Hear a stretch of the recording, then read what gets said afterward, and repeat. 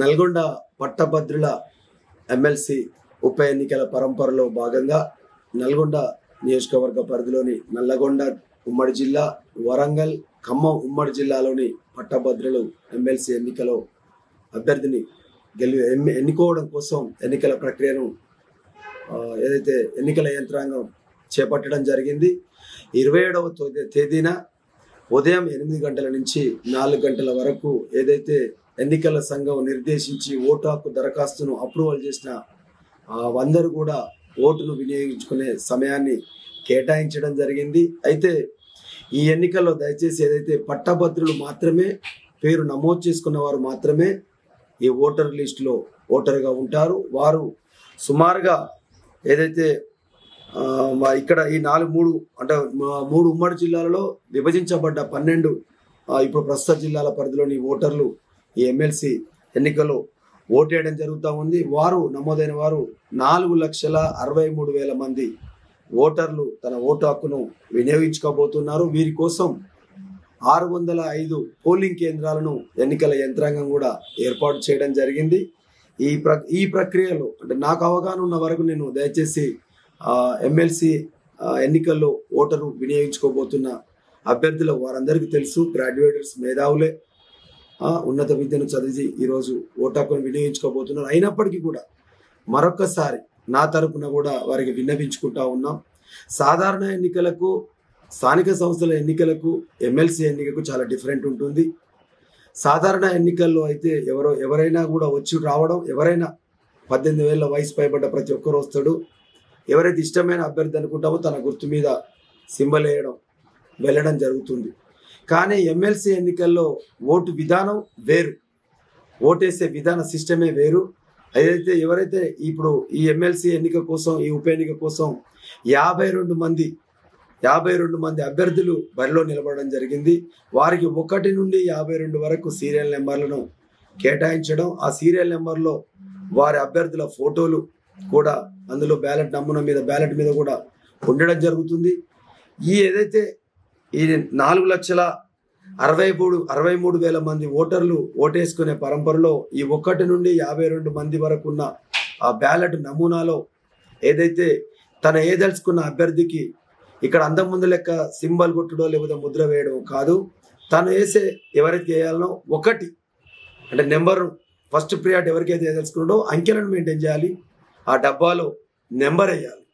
తను ఏదలుచుకున్న వ్యక్తికి ఎవరికైతే ప్రాధాన్యత ఇస్తాడో ఆర్డర్ ఆఫ్ ప్రియారిటీలో తను 1, 2, 3, 4 తను కూడా తను ఇష్టమైనట్టుగా 52 మందికి కూడా ఓటేసుకునే అవకాశం ఇందులో ఈ బ్యాలెట్లో ఉంటుంది. కాకపోతే తను 52 నిలబడ్డవారు అందరికీ వేయదలుచుకున్నప్పుడు ఓతీరు లేదు, తనకు ఈ వ్యక్తులైతేనే నాకు పర్వాలేదు అనుకుంటే అని ఎంచుకున్న సుమారు ఎగ్జాంపుల్గా 5గురిని తను అనుకున్నాడు. ఆ 5గురిలో ఎవరికి టాప్ 1 ఇస్తాడు, టాప్ 2 ఇస్తాడు, టాప్ 3 ఇస్తాడు.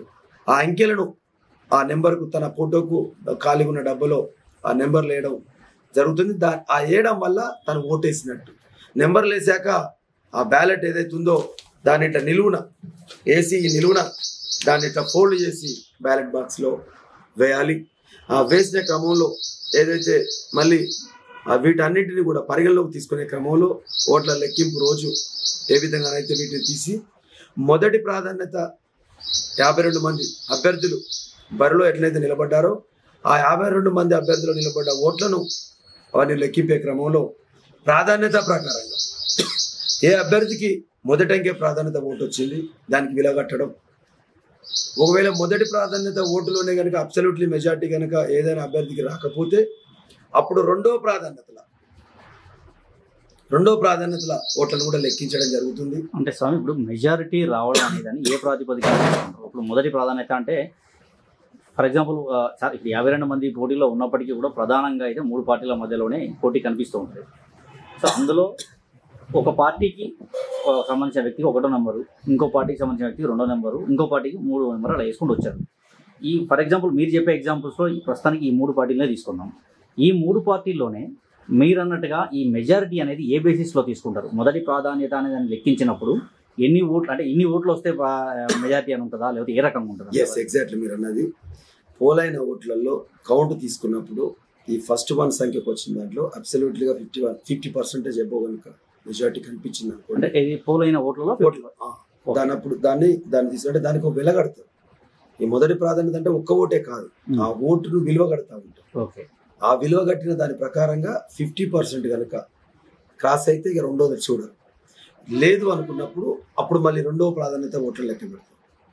అప్పుడు మొదటి ప్రాధాన్యత ఓట్ల విలువను ఈ రెండో ప్రాధాన్యత పడ్డ ఓటు విలువను జమ చేస్తారు సేమ్ క్యాండిడేట్. మళ్ళీ అప్పుడు ఒక్కోసారి తేడా కూడా వస్తుంది. ఎట్లా వస్తుంది అంటే ఈ మొదటి ప్రాధాన్యత వేసిన వ్యక్తులకు నేనున్న సపోజ్ నేను ఎక్స్, నేనున్న XYZ నేను ఓటు వేయదలుచుకున్నా.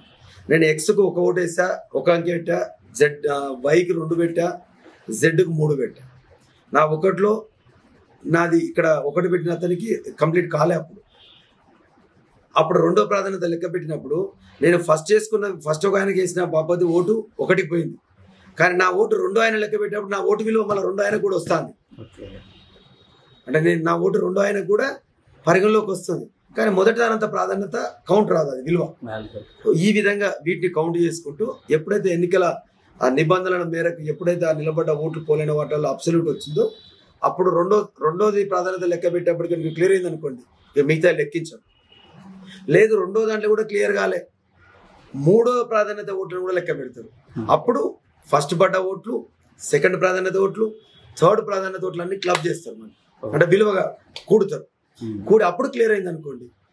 అది చిన్న ఎగ్జాంపుల్స్ మీకు తమరికి. ఏదైతే గతంలో ఉండి ఇప్పుడు రిజైన్ చేసిన ఎమ్మెల్సీ పల్లారాజేశ్వర రెడ్డి గారు ఉన్నారు. పల్లారాజేశ్వర రెడ్డి గారు పోయినసారి వారు గెలిచిన క్రమంలో 3వ ప్రాధాన్యత ఓట్లను లెక్కించిన తర్వాత రిజల్ట్ బయటపడింది. ఫస్ట్ ఓట్లకు సెకండ్ ఓట్లకు కూడా అప్పటికి కూడా ఇప్పుడున్న అభ్యర్థులు కూడా అప్పుడు పోటీలో ఉన్న వాళ్ళు ఉన్నారు. ఇప్పుడున్న ప్రధానంగా 1-2 అభ్యర్థులు వాళ్ళంతా పోటీ పడ్డారు. అట్నే విధంగా వచ్చి లాస్ట్కి వచ్చారకు ఆ ఫలితాలు కొద్ది వాటితోటి అప్పుడు బయటపడడం జరిగింది. అంటే ఈ విధంగా ఈ ఎమ్మెల్సీ ఎన్నిక జనరల్గా ఓట్లు జరుగుతుందంటే ఒక సాధారణ పౌరుడు కానీ లేక ఆఖరికి దాని మీద లోతుగా ఆలోచించని ఉన్న విద్యావంతులు కానీ ఏంటంటే నార్మల్ ఎన్నిక అన్నట్టుగానే పోతుంది, ఆ కోణంలో తీసుకుంటారు. ఇంకోటి ఏం చేస్తారంటే వెళ్ళి ఒకే మనిషి ఒకటే ఓటు వేయొచ్చేమో అనే కాన్సెప్ట్ మనకు ఉంటుంది. జనరల్ ఏ ఎన్నిక జరిగిన ఏం చేస్తామంటే ఎమ్మెల్యే గారు ఎన్నికలు జరిగినాయి, ఎమ్మెల్యేకి ఒకరికి ఓటేస్తాం వస్తాం, రెండో దానికి వేద్దామన్నా ఒప్పుకోదు. అంటే ఇవేం ఒప్పుకోదు, లేదా బ్యాలెట్ ఉంటే బ్యాలెట్ ఒప్పుకోదు.